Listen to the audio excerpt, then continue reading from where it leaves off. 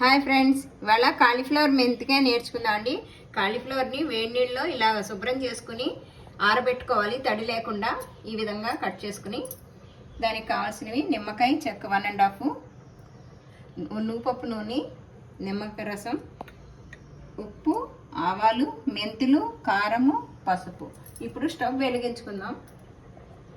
Stove వెలిగించుకుని మెంతులు 1 చెంచా వేసుకుందాము. ఇవి బాగా క్రీమ్ కలర్లోకి రావాలి, బాగా నల్లగా కాకుండా ఆకుపచ్చగా కూడా ఉండకూడదు, ఎందుకంటే జిగురు వస్తుంది. అదే మెంతులు మటుకు బాగా కమ్మగా వేగినట్టు వాసన వస్తుంది, అప్పటిదాకా వేయించుకోవాలి. కొంచెం దళసరి మూగుడు పెట్టుకుంటే మాడిపోకుండా ఉంటుంది. ఇవ్వండి, ఇప్పుడు చూసారా ఇలా వచ్చేసిందా క్రీమ్ కలర్. అప్పుడు కొంచెం ఆవాలు వేసేసుకోవాలి.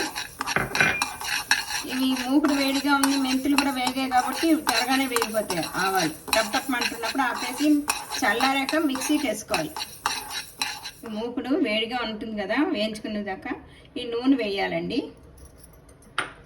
అది కాగాలి. కాగాక నేను ఇందాక ఇంగు చెప్పలేదు, ఇంగు వేసుకోవాలండి. మెంతికాయ కదా, ఆవకాయ కంటే వేసుకోం, కానీ 1/2 స్పూను ఇంగువ.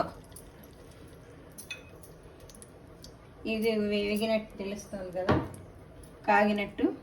హైలో పెట్టుకోండి, కాగిపోతుంది. అదిగోండి కాగింది, నురుగు వస్తుంది. ఇప్పుడు ఆపేసుకుందాము. ఈ వేడి నూనెలో కారం, ముక్కలకు తగినంత కారం మీరు చూసుకుని 1½ వేసుకుంటే ఈ ముక్కలకు తగినట్టు 2 చెంచాలు వేసుకోవచ్చు. కారం తినేవాళ్ళు, నేను 1½ వేసుకున్నాను. సాల్ట్ ఫుల్ చెంచా వేద్దాం. పసుపు. ఇది బాగా కలిపేసుకోవాలి. ఇప్పుడు వేయించి మిక్సీకి పెట్టుకున్నది ఆవాలు, మెంతులు వేయించి పెట్టాను కదా, చెంచా 2, అది అంతా వేసేసుకోవాలి. నేను ఇందాక క్వాంటిటీ చెప్పింది, మిక్సీ చేసుకున్నది వేసేసుకోవాలి దీంట్లో.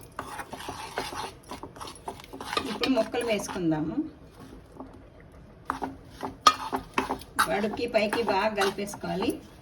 ఇప్పుడు ఈ నిమ్మరసం వేసేసుకోండి. లాస్ట్లో వేసుకోండి నిమ్మరసం, ఎందుకంటే కొంచెం వేడి తగ్గుతుంది కదా, చిరుచేది వస్తుంది వేడి మీద వేస్తే. ఇది ఒక 4 గంటలు నానాక వేసుకుంటే ఎమ్మి అండి, చాలా బాగుంటుంది కాలీఫ్లవర్ మెంతిగా. ఇదిగోండి, గాజు కంటైనర్లో తీసుకోవాలి మనం. ఇలా మూత పెట్టేసుకోవచ్చు. మనం వేడివేడి అన్నంలో తింటే చాలా బాగుంటుందండి.